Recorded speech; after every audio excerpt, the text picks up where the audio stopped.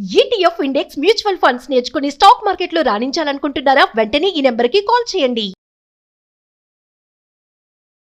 నమస్తే, welcome back to Suman TV. ప్రస్తుతం మనతో పాటు ఉన్నారు consumers affairs committee chairman Mandari Krishna Reddy గారు. నమస్తే సార్. నమస్తే అమ్మా.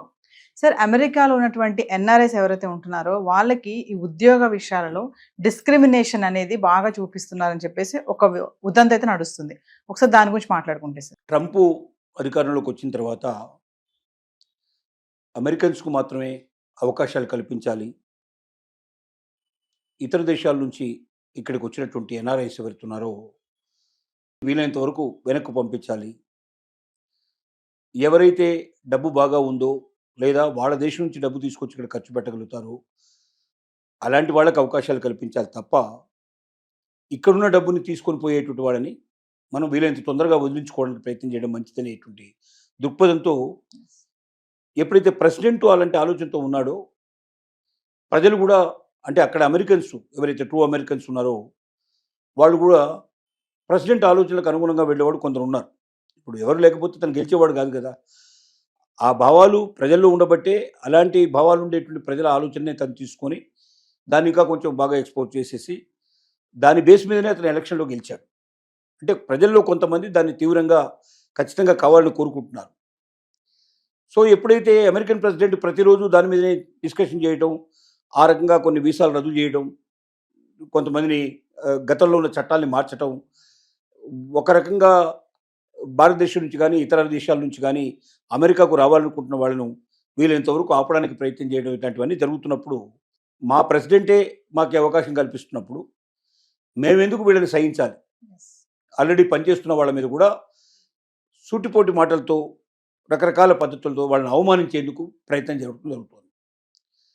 దాంట్లో భాగంగా ఒక ఎంప్లాయీ, దాదాపు 30 ఏళ్ళ నుంచి పనిచేస్తుంటే ఎంప్లాయీ తనకు సంబంధించినటువంటి విషయంలో కూడా తన బాసు వ్యవహరించిన తీరు సరిగ్గా లేదని అతను కంప్లైంట్ చేశాడు. అలాగే ఒక వెజిటేరియన్ సంబంధించిన ఇండియన్ లేడీ తను ఆఫీస్ వాళ్ళు ఇచ్చినటువంటి ఏదైతే పార్టీ ఉందో ఆ పార్టీలో ఒక్క వెజిటేరియన్ ఐటెం కూడా లేకుండా మొత్తం నాన్ వెజిటేరియన్ ఐటెం తెప్పించినప్పుడు వెజిటేరియన్ ఐటెం లేదా అని అడిగినప్పుడు తను ఆల్రెడీ ఏవైతే అక్కడ వాళ్ళకి పిజ్జాలు కానీ ఇంకా రకరకాల పదార్థాలకి మటన్తో పాటుగా వెజ్ ఐటెంకి నాన్ వెజ్ ఐటెం రెండు కలిసి ఉంటాయి. ఆ నాన్ వెజ్ ఐటెం తీసేసి వేరు చేసేసుకొని ఆ వెజ్ ఐటెం అని తినేచ్చు కదా దాన్ని అని చాలా నిర్లక్ష్యంగా అతను సమాధానం చెప్పడం లాంటివి జరిగాయి. అంటే ఏమవుతుంది, ఇక్కడ ప్రెసిడెంట్ ఆలోచనల ప్రకారంగా ట్రంప్ యొక్క విధానాలనే తమ ప్రజలు కూడా కొంతమంది అనుసరించేందుకు ప్రయత్నం చేస్తూ సాటి ఎంప్లాయీస్ను కూడా అవమానపరిచే విధంగా మాట్లాడడం ప్రయత్నం చేయడం, సూటిపోటి మాటలతో వాళ్ళని వీలైనంత వరకు తొందరగా వాళ్ళు ఇండియాకు వెళ్ళిపోయేటట్టుగా, అంటే వాళ్ళ దేశాలకు వెళ్ళిపోయేటట్టుగా చేస్తూ మా దేశాన్ని వదిలిపెట్టండి, మీరు మా దేశానికి పట్టినటువంటి శని లాంటి వాళ్ళు అన్నటువంటి భావన డైరెక్ట్గా కాకుండా ఇండైరెక్ట్గా వ్యక్తం చేసేందుకు ప్రయత్నం చేస్తున్నారు. ఈ డిస్క్రిమినేషన్తో పనిచేయడం చాలా కష్టం. వర్క్ ప్లేస్లో మనకు ఎన్విరాన్మెంట్ బాగుంటేనే, అందరూ సమానం అనే భావన ఉంటేనే మనం ఏదైనా పని చేయడానికి సులభంగా ఉంటుంది. మనల్ని సెకండ్ గ్రేడ్ పౌరులుగాను లేకపోతే అయిష్టతో కూడుకున్నటువంటి వ్యక్తులుగా మనల్ని ఉంచే పరిస్థితి ఏర్పడితే పని చేయడం కష్టం. ఈ రకమైన రిపోర్ట్లు బాగా పోస్ట్ అవుతున్నాయి, సోషల్ మీడియాలో పోస్ట్ చాలా ఎక్కువ జరుగుతున్నాయి.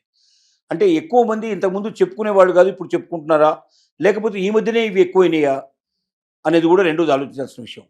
గతంలో కన్నా ఇప్పుడు ఇవి ఎక్కువైనాయి, ఈ డిస్క్రిమినేషన్ అనేటువంటిది ఎక్కువ జరుగుతోంది, ఎక్కువగా అవమానించేందుకు ప్రయత్నం చేస్తున్నారు, ఆ బాధ పడలేకన్నా వాళ్ళు వెళ్ళిపోతారేమో అనే పరిస్థితులు ఉన్నారు. రెండోది ఏంటంటే ఎన్ఆర్ఐలు ఎక్కువ తెలివైన వాళ్ళు, ఇక్కడ ఉన్నటువంటి మేము అంత తెలివి కలిగిన కాలం కాదు అనేటువంటి భావన మొదటి నుంచి వాళ్ళకు ఉంది.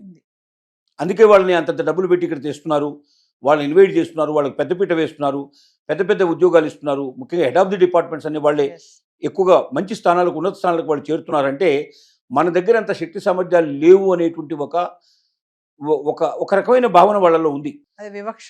ఆ వివక్ష అంటే ఏంటి, వాళ్ళు సరైన, అంటే వాళ్ళకి సరైనటువంటి తెలివితేటలు లేవు, బయట నుంచి వచ్చే వాళ్ళకి ఎక్కువ తెలివితేటలు ఉన్నాయనే భావనలో వాళ్ళు ఉన్నారు.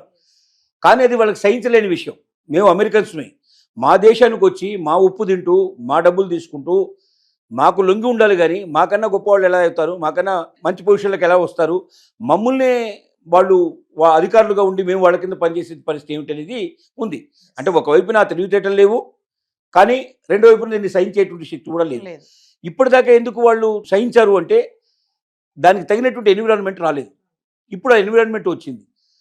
దేశానికి అత్యున్నతమైనటువంటి వ్యక్తి ప్రెసిడెంటే తమను సమర్థిస్తున్నాడు, ఇలాంటివి ఉండకూడదని చెప్తున్నాడు. అలాంటి వాళ్ళని ఈ దేశం నుంచి వెళ్ళగొట్టాలని ప్రయత్నం చేస్తున్నప్పుడు మేమెందుకు ఊరుకోవాలి?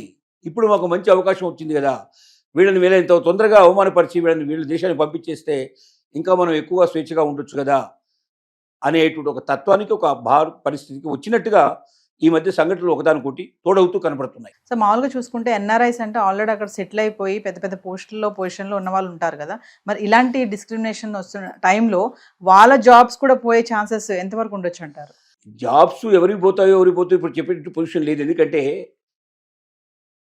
ఆ జాబ్లో వాళ్ళు ఉండటానికన్నా ముందర జరిగేది ఇక్కడ ఏంటంటే అసలు దేశంలో వాళ్ళు ఉంటారా లేదనేటువంటి పరిస్థితి ఏర్పడుతుంది. దేశంలోనే ఉండేటువంటి ప్రశాంతమైనప్పుడు ఇక జాబ్ సంగతి ఏముంది నెక్స్ట్ చెప్పాల్సిన విషయం. కాబట్టి ఇక్కడ అందరి మీద ఇలా జరుగుతుందని చెప్పడానికి వీలేదు, కానీ కొందరి విషయంలో ఇది జరుగుతోంది. కొంతమంది అమెరికన్స్ దీన్ని అడ్వాంటేజ్గా తీసుకొని తమకున్న పాత కక్షల్ని, పాత ఆలోచనల్ని, పాత ప్రతీకారాల్ని తీర్చుకోవడానికి దీన్ని ఒక అస్త్రంగా ఉపయోగిస్తున్నట్టు మనకు అనిపిస్తుంది. తొందరలోనే ఏదో ఒక దానికి వస్తారు. అంటే ఎన్ఆర్ఐస్ పూర్తిగా అక్కడి నుంచి వెళ్ళిపోవడం కానీ, లేకపోతే ఉన్న ఎన్ఆర్ఐస్ సరైన భద్రత కల్పించి మళ్ళీ తిరిగి వారికి జవసత్వాలు ఉండేటువంటి పరిస్థితి తీసుకురావడం కానీ, రెండింటిలో ఏదో ఒకటి జరుగుతుంది. ఇది ఎంతకాలం ఇట్లా కంటిన్యూ అవుతూ ఉండడం చాలా కష్టంతో కూడుకున్న పని. రెండోది, ట్రంప్ ఇంకా 3 సంవత్సరాలు ఉండాల్సిన అవసరం ఉంది. 3 నెలల దాకా మరి భరించడం కష్టం. కాబట్టి బహుశా ఇండియన్ కమ్యూనిటీ అంతా కూడా, ఎన్ఆర్ఐస్ మొత్తం కూడా ఏకమై ఏదైనా ఒక రకమైన నిర్ణయాలు కూడా తీసుకునే అవకాశం ఉండొచ్చు. మన యూనియన్స్ కూడా అక్కడ చాలా బలంగా ఉన్నాయి. చాలామంది మన అసోసియేషన్స్ ఏర్పాటు చేసుకున్న తెలుగు అసోసియేషన్స్ ఉన్నాయి. వాళ్ళంతా కూర్చొని దీనికి ఏదైనా ఒక మార్గాన్ని అనుసరిస్తారని మనం అనుకుందాం. సో ఏదేమైనా ట్రంప్ తీసుకున్న నిర్ణయాలు మామూలుగా స్టూడెంట్స్కి ఇబ్బంది కలిగిస్తున్నాయి. అబ్రాడ్ ఎడ్యుకేషన్ చేయాలనుకునే వాళ్ళకి కానీ, అక్కడ ఉద్యోగాలు చేయాలనుకునే వాళ్ళకి కానీ ఇప్పుడు ఏంటంటే అక్కడ ఉండి స్థిరపడిపోయినటువంటి ఎన్ఆర్ఐస్కి కూడా ఇప్పుడు స్కెచ్ అనుకోవచ్చు అంటారా, టార్గెట్ అనుకోవచ్చు? ఖచ్చితంగా. ఇప్పుడు ఇక్కడి నుంచి వెళ్ళిన వాళ్ళైనా, అక్కడ ఉన్న వాళ్ళైనా ఎన్ఆర్ఐస్ కిందే లెక్క. నాన్ రెసిడెన్సీ ఇండియాగా అక్కడ ఉన్నారు వాళ్ళు. ఈ వాళ్ళల్లో ఇప్పటిదాకా ఏంటంటే నాది అమెరికా అనే ఒక భావంతో వాళ్ళు పనిచేశారు. నేను ఇండియా నుంచి వచ్చేసాను పూర్తిగా, నాకు ఇక్కడ సిటిజన్షిప్ వచ్చింది, లేదా నేను ఇక్కడ ఆల్రెడీ నాకు పౌరసత్వం ఇక్కడ లభించే పరిస్థితి ఏర్పడింది, గ్రీన్ కార్డు నాకు లభించే అవకాశం ఉంది, వచ్చింది అన్నట్టు భావనలో, వస్తుంది అన్నట్టు భావనలోనే ఉన్నారు.